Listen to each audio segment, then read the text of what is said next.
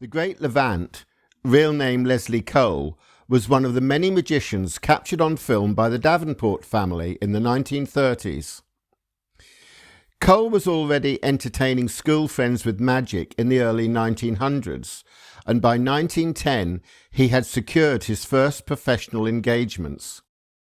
He had deduced the secret of Houdini's straitjacket and metamorphosis tricks when he saw him perform on his 1910 Australian tour, and went on to adapting versions of them into his act for the rest of his career. As it took off by 1920, he was touring all over Australasia with a large revue company before travelling further afield to China and India. But word of its success had not reached the UK, so when the show finally arrived in Britain in July 1933, the ever-resourceful Levante had to venture outside of the capital to secure his first engagements. London agents having told him they would come and have a look when he was working. Through a lucky break with a fellow Australian who was working in Wales, Levante secured 5 contracts there before being offered his first London performances. His years of experience and professionalism meant he soon became very popular with the public and other magicians alike. Around this time, he changed his name to the Great Levante and changed his costume from the rather old-fashioned court dress of knee breeches, silk-lined cape and top hat to white tie and tails. We asked Kent Blackmore, author of the biography Levante, His Life, No Illusion, to employ some magical detective work to determine the likely date of this performance recorded by the Davenports.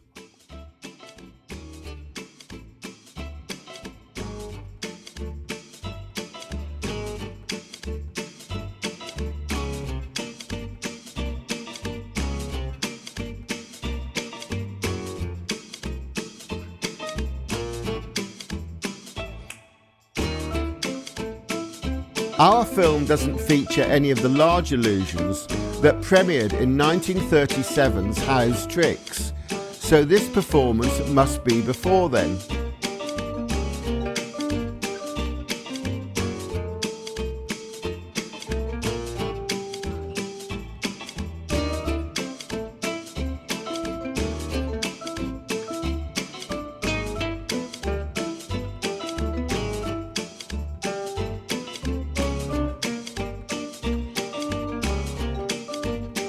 Levante's finale, the £1,000 metal box trunk mystery, had first been performed to Magic Circle luminaries in 1935, so we can deduce that our film is between late 1935 and early 1937. Let's look at the performance again in more detail. He started his act with hat, stick and gloves, which saw a rabbit being produced from his top hat. More commonly known as the 3 Graces, or things that go bump in the night, an Eastern problem was Les's take on Hervé Leroy's famous deception. Next came a Find the Lady routine, which took place in front of the curtains, most probably with his assistant Harry Albion, while the next stage illusion was being set. This brief section appears to be a production from a large chest, with his assistant's dress corresponding to the lady pirates as seen on his posters. Some borrowed rings was another memorable trick which generated good publicity and which Levante was very proud of. He gave roses to ladies from the audience in return for their rings they had loaned him.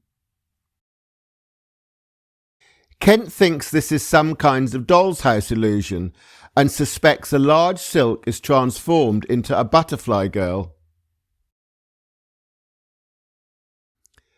Levante's take on the original Everlasting Kettle, or as he had christened it, What Are You Gonna Have?, started on stage with him filling wine glasses with different beverages, and finished with him coming down into the audience to fill large glasses with beer. This poor quality brief glimpse of Where Do the Ducks Go finished with one of the ducks apparently hiding behind a box, only to be found to be a feather.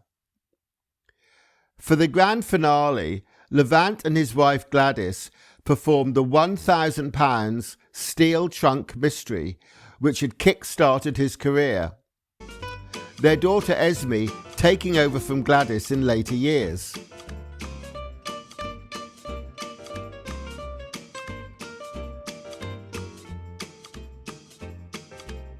It was while Levante was touring this show that he started to conceive How's Tricks, his full magical stage review.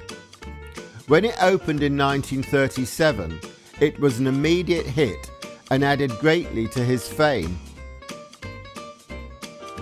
In August 1940, Levante received presentations from the IBM and British Magical Societies at a farewell lunch, before leaving for Australia, where he continued his career throughout the war years.